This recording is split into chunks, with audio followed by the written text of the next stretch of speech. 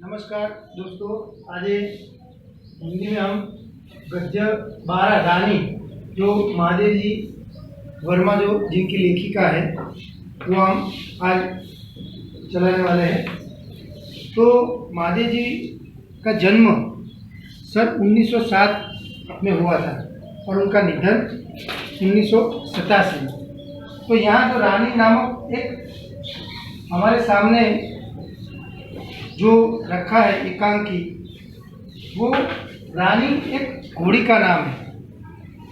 उनकी दो साथी है, निक्की और रोजी, उनके साथ है। तो वो एक नेवला और कुतिया, नेवला जो है वो उसका नाम है निक्की और रोजी जो है वो उनकी कुतिया है। तो दोस्तों, हम जानते हैं कि छोटे बच्चे होते हैं उनको सबसे ज़्यादा पसंद होता है ऐसे पालतू प्राणी। हम घर पर भी छोटे छोटे जो कुत्ते होते हैं और बिल्ली, ऐसे जो पालतू प्राणी जो है वो हमें बहुत पसंद है, छोटे बच्चों को बहुत पसंद होते हैं। यहाँ पर भी रानी जो है एक घोड़ी का नाम है, वो भी एक पालतू प्राणी है घोड़ी। तो यहाँ पर लेखिका ने हमें उनका जो बचपन का अनुभव है वो हमारे सामने रखा है। हम देखेंगे, रियासत होने के कारण इंदौर में शानदार घोड़ों और सवारों का आधिक्य था। इसके अतिरिक्त हम अंग्रेजों के बच्चों को छोटे टट्टुओं का या सफ़ेद गधों पर घूमते रहते थे। तो ये जो बात है यहाँ पर रखी गई वो अंग्रेजों के ज़माने के, जब महादेव जी जो है वर्मा जी वो छोटी बच्ची थी और उस समय अंग्रेजों का शासन था। तो उस समय की बात है। तो उस समय में शुरुआत में हमें कहा कि उस समय क्या था कि अंग्रेज शासन था, तो उनके बच्चे जो थे वो छोटे टट्टू यानी वो छोटे छोटे गधों जैसे घोड़े आते थे छोटे, तो उस पर सवारी करते थे अंग्रेजों के बच्चे। तो रामा की कहानियों में तो राजा अपराधियों को गधे पर चढ़ाकर देश निकाला देता था। इन्हें गधों पर बैठकर प्रसन्नता से घूमते देखकर विश्वास करना कठिन था कि इन्हें दंड मिला है। तो अब छोटे जो बच्चे हैं उनको कहानियों पर ज़्यादा विश्वास होता है। तो रामा की कहानी यहाँ पर बोला है महादेव जी ने। तो क्या करे कि जो उनका नौकर था रामू, तो अक्सर कहानियाँ सुनाया करता था बच्चों को। तो क्या उनकी कहानी, रामू की कहानियों में तो ऐसा था कि जिसको दंड दिया जाता था, पनिशमेंट दी जाती थी, तो उनको गधे पर बिठाया जाता था। तो यहाँ पर टट्टू पर बिठाया गया। तो क्या उनको सजा दी गई है? ऐसे अस्तमस्त में जो बच्चे वो रहते हैं कि ये क्या होगा। रामा के पास हमारी जिज्ञासा का समाधान था। इन्हें विलायत में गधे पर बैठने का दंड देकर भारत भेजा गया है, क्योंकि यहाँ यह वाहन नहीं है। एक दिन हम तीनों ने बाबूजी को मौखिक स्मृति पत्र दिया कि हमारे पास छोटा घोड़ा न रहना अन्याय की बात है। तो एक दिन क्या है कि ये बच्चे थे, तो उन्होंने अपने पिताजी से कहा कि हमें भी ऐसा छोटा घोड़ा चाहिए। ये सब अंग्रेज बच्चे घूमते, तो हमें भी ऐसा घूमना है। तो हम भी हमें जो ऐसा छोटा घोड़ा हम न ला दो तो हमारे पर अन्याय कर रहे हो, ऐसा उनके पिताजी को कहा। यदि अन्य बच्चों को घोड़े पर बैठने का अधिकार है तो हमें भी ये अधिकार मिलना चाहिए। तो क्या हमें भी मिलना चाहिए ये अधिकार? बाबूजी ने हंसते हुए पूछा, सफ़ेद टट्टू पर बैठोगे? तुम कहो के साथ खेल मठाल के उपरांत मैंने अगुआ होकर गंभीर मुद्रा में उत्तर दिया, सफ़ेद टट्टू तो गधा होता है जिस पर बैठकर सजा दी जाती है। खेल मठाल यानी चलना। तो बाबूजी ने ये कहा कि सफ़ेद टट्टू पर बैठोगे? तो महादेव जी और सभी बच्चों ने मना कर दिया कि सफ़ेद टट्टू तो गधा होता है, छोटा सा गधा, तो उस पर तो सजा दी जाती है, हमें वो ऐसा नहीं चाहिए कि इस पर नहीं बैठना। पता नहीं हमारे ज्ञान के वस्त्र रामा को बाबूजी ने डांटा या नहीं, परंतु कुछ दिन बाद हमने देखा एक छोटा सा चॉकलेट रंग का टट्टू आंगन के पश्चिम वाले बारामदे में बांधा गया है। तो उसके बाद थोड़े दिन बीते तो हमने देखा कि हमारे बारामदा यानी वो छोटा सा जगह होती है घर के सामने, वहाँ पर एक कौन से रंग का, चॉकलेट रंग का छोटा सा टट्टू बांधा गया है। बारामदा तो घोड़े बांधने के लिए बनाया नहीं गया था, अतः बाहर से टट्टू को लाने के लिए दीवार में एक नया दरवाज़ा लगाया गया और उसकी मालिश करने तथा खाने पीने घूमने आदि उसकी देखरेख के लिए छुट्टन नाम का साइज रखा गया। अब टट्टू आ गया है छोटा सा उनके घर में, और उनकी देखभाल करने के लिए एक उसका नाम था छुट्टन नाम का एक आदमी रखा गया, जो वो उस टट्टू को पॉलिश करेगा, खाना देगा, पानी देगा और उसकी देखभाल करेगा। उसके लिए एक नौकर रखा गया छुट्टन। अब तो हम उस छोटे टट्टू से बहुत प्रभावित और आतंकित हुए। हमारे तथा हमारे अन्य साथी जीवों के लिए न मकान में कोई परिवर्तन हुआ, न कोई विशेष नौकर रखा गया। रामा को तो नौकर कहा नहीं जा सकता, क्योंकि वह तो डांटने फटकारने के अतिरिक्त हमारे कान भी खींचता था और हमारी खिड़की तक दरवाजे में परिवर्तित नहीं हो सकी, जिससे हम रोजी और निकी के साथ कूदने के कष्ट से मुक्त हो सकते। तो बच्चे ये सोचने लगे कि हमारे लिए तो कोई नौकर है ही नहीं, इस टट्टू नसीबदार है हमसे, तो उसके लिए नौकर रखा गया। रामू को हम नौकर नहीं कह सकते, हमारे घर में नौकर था रामू, लेकिन वो हमारा नौकर नहीं था, क्योंकि हमें डांटता था, हमारा कान खींचता था, ये सब हम पर जुल्म करता था, इसलिए हम उसे नौकर नहीं कह सकते। रोजी और निकी जो है, एक कुत्तिया और एक वो दोनों को की बात भी यहाँ पर की गई है। बाबूजी से ये सुनकर भी यह टट्टू हमारी सवारी के लिए आया है। हम सब 4-5 दिन उसके रुष्ट और अप्रसन्न की घूमते रहे, परंतु अंत में उसने हमारी मित्रता प्राप्त ही कर ली। तो बच्चों को अब क्या लगने लगा कि ये हमारे लिए लाया गया है कि ऐसे बांधा गया है। तो थोड़े दिन के बाद उनको पता चल गया कि ये हमारे लिए लाया गया है, और उनके साथ अब मित्रता करने लगे सभी बच्चे। रामा से उसका नाम पूछने पर ज्ञात हुआ कि उसे काजरानी कहकर पुकारा जाता है। ताजमहल का चित्र हमने देखा था, और रामा और कल्लू को माँ की सभी कहानियों में रानी के सुख दुख की गाथा सुनते सुनते हम उसके प्रति बड़े सदैव हो गए थे। ताजमहल जैसे भवन की रानी होने पर भी यह वहाँ से कहानी की रानी की तरह निकाल दी गई है।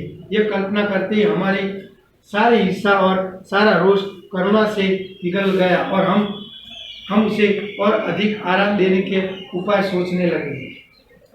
तो क्या है कि अक्सर बच्चे जो होते हैं वो कहानियाँ सुनते हैं, और कहानी में जो भी चित्र होता है, जो दादी सुनाता है या कोई नौकर सुनाता है, तो वही सोचते हैं कि ऐसा घोड़ा जो है, तो वो कहानियों में राजा महाराजाओं के पास होता था, ये सब कहानियों में होता है। तो उसके कारण बच्चे अब ज़्यादा लगाव, ज़्यादा प्रेम करने लगे उससे। वह इतनी सुंदर थी, और उसका नाम भी रानी रख दिया। उस जो टट्टू लाया गया था घोड़ी, तो उसका नाम रानी रखा गया। वह इतनी सुंदर थी कि अब तक उसकी छवि आंखों में वसी जैसी है। हल्का चॉकलेट चमकदार रंग, जिस पर दृष्टि फिसल जाती है। तो अभी तक महादेव जी, वर्मा जी ये कहती है कि अभी तक वो मेरे दिमाग से हटा नहीं। वो इतनी सुंदर थी, उसका हल्का सा चॉकलेटी रंग था, और उस पर नज़र रखो तो नज़र फिसल जाए, इतनी चमकदार थी। खड़े छोटे कान के बीच में माथे पर झुलता कयाल का गुच्छा, बड़ी काली स्वच्छ और पारदर्शी जैसी आंखें, लाल नथनी जिन्हें फुला कर चारों ओर की गंध ले रही थी। तो उसके बाल अयाल यानी लगाम के लगाम के जहाँ पर बाल होते हैं घोड़ी के, वो इतने अच्छे बाल थे, उसकी आंखें, उसके कान, ये सब इतने अच्छे थे, सुंदर लग रहे थे। और वो बार बार अपनी नाकों से सुगंध ले रही थी और वो उसकी भी आवाज़ आज तक मुझे सुनाई दे रही है।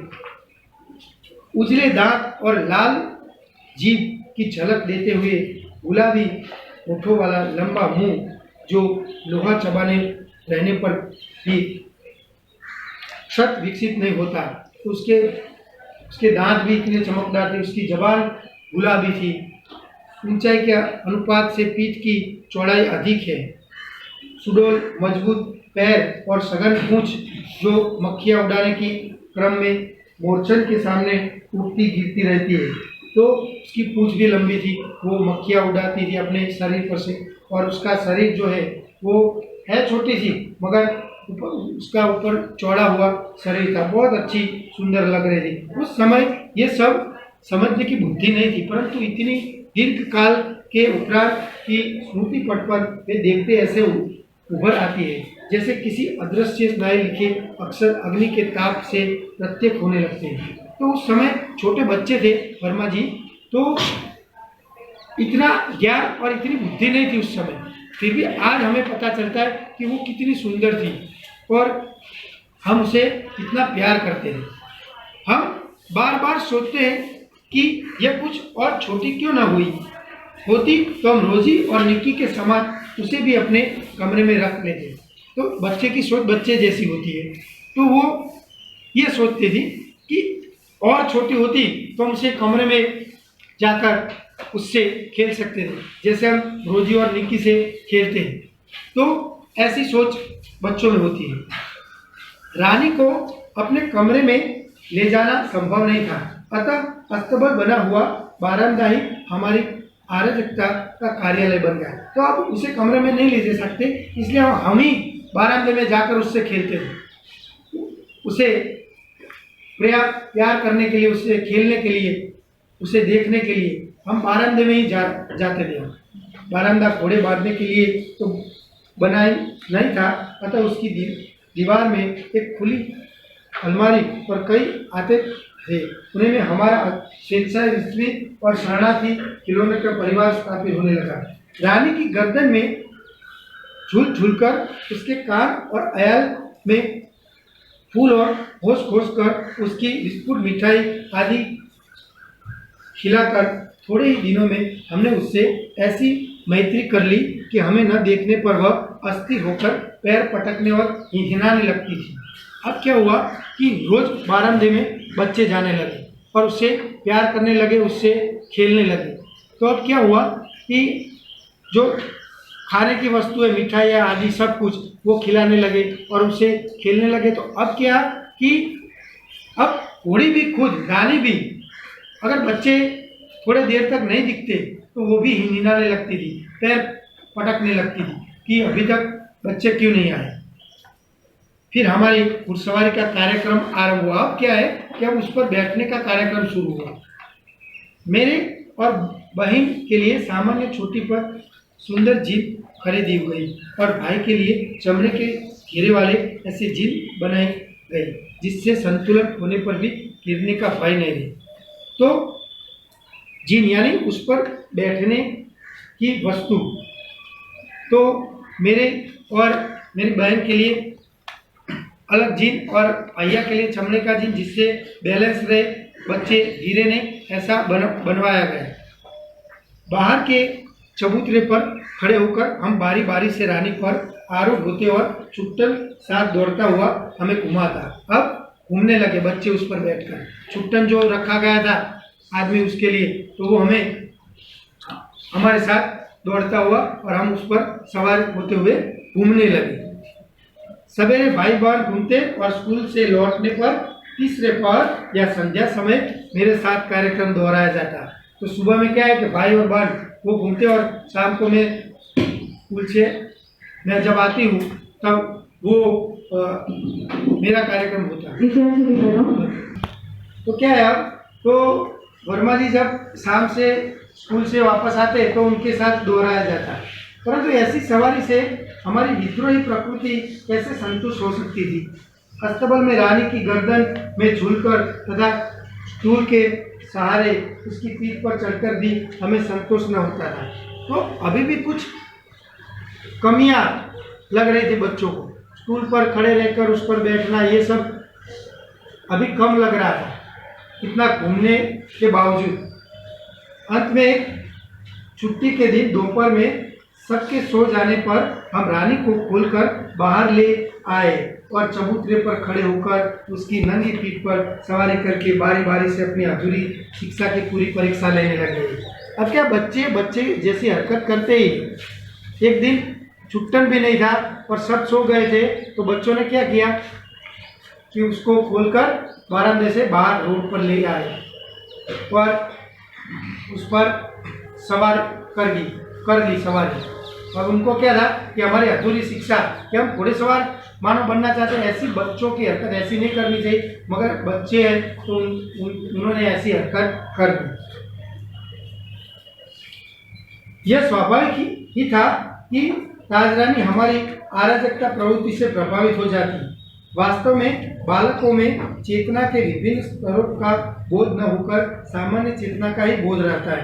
अतः उनके लिए पशु पक्षी वनस्पति सब परिवार के हो जाते हैं। तो बच्चों क्या सोचते हैं भाई कि पशु पक्षी या कोई वनस्पति, ये सब अपने परिवार, इतना लगाव हो जाता है उसके साथ, मानो परिवार के सभ्य के साथ हो जाता है। तो बच्चे यही सोचते हैं कि ये हमारे परिवार की सभ्य, हमें कोई नुकसान नहीं पहुंचाएगा और हमारा ख्याल रखें, चाहे वो परिवार का सभ्य हो या कोई प्राणी हो या वनस्पति। तो बच्चे ऐसा सोचते हैं। निक्की रानी की पूंछ से झूलने लगता था। रोज ही इच्छानुसार उसकी गर्दन पर उछलकर चढ़ती और नीचे उठती थी और हम सब पीठ पर ऐसे गर्व से बैठते थे मानो मयूर सिंहासन पर आसीन हो। रानी हम सबको शक्ति और दुर्बलता जानती थी। अब एक प्राणी जो होता है भाई, वो भी इतना वफादार होता है। बच्चे ऐसे कैसी भी हरकत करे, मगर वो प्राणी उसे संभालता है, वो जानता है, चाहे कुत्ता हो या कोई भी प्राणी हो, पालतू प्राणी, वो उस बच्चे को नुकसान नहीं पहुंचाता। तो सब उसकी हरकतें रोज खेलता है, वो जानता है। तो यहाँ पर रानी भी जानती थी उनकी शक्तियों के बारे में, ये बच्चों की शक्तियों के बारे में। उसकी नंगी पीठ पर अयाल पकड़कर बैठने वालों को दूली चाल से इधर उधर घुमाकर संतुष्ट कर देती थी। परंतु एक बार मेरे पीठ बैठे जाने पर भाई ने अपने हाथ की पतली संटी उसके पैरों में मार दी। अब क्या हुआ कि वो अपने आप जो अगर बिठाकर चल दिए तो कोई नुकसान नहीं पहुंचा सकती, लेकिन उसके भाई ने क्या किया, महादेव जी के भाई ने उसके पास छोटी सी पतली जो संटी थी वो पैरों में मार दी जोर से। चोट लगने की संभावना की ही नहीं थी, परंतु इससे न जाने उसका स्वाभिमान आहत हो गया और कोई दुखद स्मृति उभर आई। वह ऐसे वेग से भागी मानो सड़क, पेड़, नदी, नाले सब पकड़ने बांधने के लिए दौड़ी हो। तो क्या हुआ अब कि उसको ये अच्छा लगा नहीं, उसके स्वाभिमान को ठेस पहुंची मानो, तो वो भागने लगी और उस पर महादेव जी सवार थे और सड़क पर जोर से एकदम पूरी वेग से वो भागने लगी। कुछ दूर मैंने अपने आप को उस पर संभाला, परंतु गिरना तो निश्चित था। अब क्या है कि थोड़े दूर तक तो उन्होंने संभाल लिया अपने आप को, मगर अब उनको पता चल गया था कि इस वेग से रानी भाग रही है कि मुझे पढ़ना तो मेरा निश्चित ही। मेरे गिरते ही रानी मानो अतीत से वर्तमान में लौट आई और इस प्रकार निश्चल खड़ी रह गई जैसे पश्चाताप की प्रस्तर प्रतिमा। देखिए यहाँ पर रानी जो है उन्होंने समझ लिया कि अगर मैं अभी भी ज़्यादा वेग से भागूंगी तो ये गिर जाएगी, तो तुरंत खड़ी रही और वो अपने आप मानो पश्चाताप कर रही हो ऐसा लगने लगा। साथियों की चीख पुकार से सब दौड़े और फिर बहुत दिनों तक मुझे बिछाने पर पड़ा रहना पड़ा। मगर फिर भी वो इतनी डर गई थी महादेवी कि कई दिनों तक उनको आराम करना पड़ा। सब उस समय सब चीखे थे, सब दौड़े उसके साथ। स्वस्थ होकर रानी के पास जाने पर वह ऐसी करुण पश्चाताप भरी दृष्टि से मुझे देखकर हिनहिनाने लगी कि मेरे आंसू मुझ पर, मेरी आंखों में आंसू आ गए। तो थोड़े दिनों के बाद जब मैं रानी के पास पहुंची तो वो मानो इतना पश्चाताप कर रही थी और हिनहिना रही थी कि मानो उसको बहुत इस बात का पश्चाताप था। एक बार भाई के जन्मदिन पर रानी ने उसके लिए सोने के कड़े भेजे। सामान्यतः हम कोई भी नया कपड़ा या आभूषण पहनकर रानी को दिखाने अवश्य जाते हैं। तो बच्चे क्या है कि उनको एक छोटा अच्छा कपड़ा हो या कुछ भी कोई भी चीज़ हो, अपने पालतू जानवर को दिखाता है, उससे बातें करता है कि मैं ये लाया ये। तो अब क्या है, रानी के लिए भाई ने क्या सोने के कड़े पैरों पर लगाने के लिए बनवाए। सुंदर छोटे छोटे शेर मुंह वाले कड़े पहनकर भाई की रानी को दिखाने गया और न जाने किस प्रेरणा से वह दोनों कड़े उतारकर रानी के खड़े सतर्क पानों में पलय की तरह पहनाया। तो भाई ने वहां पर दोनों कड़े जो है रानी के पैरों में पहना दिए। फिर हम सब खेल में कड़ों की बात भूल गए। संध्या समय भाई के कड़े रहे हाथ देखकर जब माँ ने पूछताछ की तब खोज आरंभ हुई, पर कहीं भी कड़ों का पता नहीं चला। अब वो जो कड़े थे सोने के, तो एक्चुअल में वो भाई के लिए लाए गए थे, लेकिन भाई ने पहना दिए रानी को। अब खेल में बच्चे भूल गए। फिर शाम को माँ ने पूछा कि तेरे कड़े कहाँ गए, तो सब अब ढूंढने लगे कड़े को। रानी अपने कान को फूलों से खोदती और हिनहिनाती रही। अब उसके पैरों में भी कड़े नहीं थे। अंत में बाबूजी का ध्यान उसकी ओर गया और उन्होंने मिट्टी हटाने का आदेश दिया। तो क्या रानी मानो वो दिखा रही थी कि वहाँ पर कड़े हैं। तो बाबूजी का ध्यान गया तो उन्होंने कहा कि ये मिट्टी हटाओ। किसी ने कुछ गहरा गड्ढा खोदकर दोनों कड़े निकाले गए। तो रानी ने ही मानो बताया कि वहाँ पर मिट्टी के नीचे है, तो वहाँ से खोद कर निकाले गए कड़े। दंड तो किसी को नहीं मिला, परंतु रानी सारे घर के हृदय में स्थान पा गई। अब सब घर के परिवार के दिलों में रानी छा गई, क्योंकि उन्होंने मानो बताया कि यहाँ पर कड़े हैं।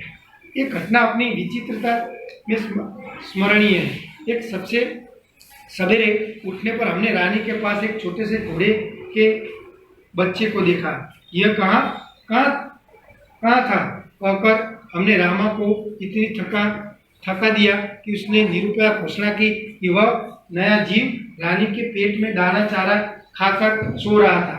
भाई ने उत्साह से पूछा और रामा ने स्वीकृति से सिर हिलाया। तो एक छोटा सा बच्चा उसके पास बांधा हुआ था। तो हमने रामा को पूछा ये कौन है, ये कहाँ था अभी तक? तो उसने बताया कि ये रानी के पेट में खाकर सो गया था, ऐसा बताया।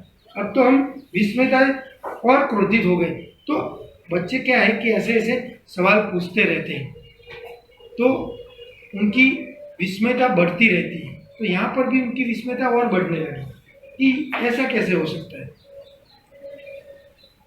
ये छोटे जीव कोई काम धंधा नहीं करते और हमको पीठ पर बिठाकर दौड़ने वाली रानी का दाना चारा स्वयं खाकर उसके पेट में लेटे रह गए।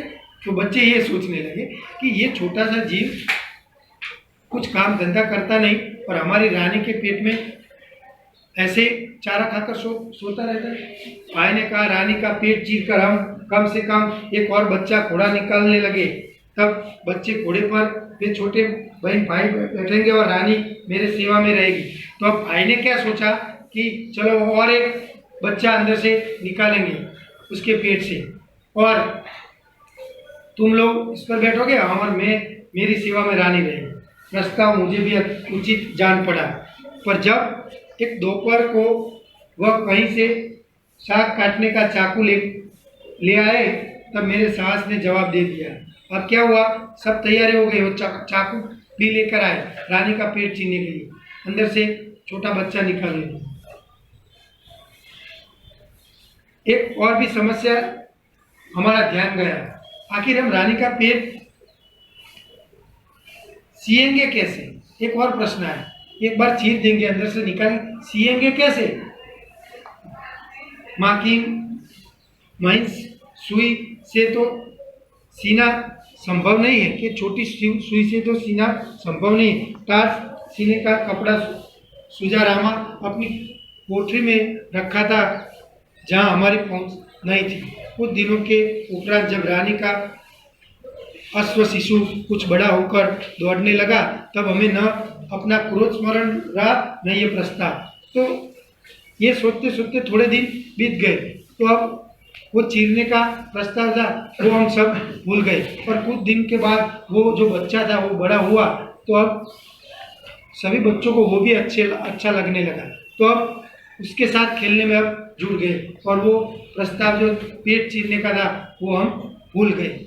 और इस तरह ये महादेव जी ने अपना खुद का अनुभव, प्राणियों के प्रति हमारा बच्चों का लगाव कैसा होता है। बच्चे जो है प्राणियों को अपना परिवार के समान मानते, परिवार का सभ्य मानते। तो महादेव जी ने बहुत ही अच्छी तरह अपना अनुभव, रानी जो एक घोड़ी है उसका हमें यहाँ पर रखकर हमें प्राणियों के प्रति प्यार जो है उसके बारे में हमें बताने का प्रयत्न किया है। नमस्कार। यहाँ पर आपके पाठ के पीछे जो दिए गया है शब्द टिप्पणी मुहावरे पहले लिखेंगे और उसके बाद स्वाध्याय लिखना। स्वाध्याय के बाद पीछे थोड़ा व्याकरण भी किया गया है, शब्द समूह के लिए एक शब्द और विरुद्धार्थी शब्द। ये आपके होमवर्क में, आपके हिंदी की नोट में आपको लिखना है, ठीक है।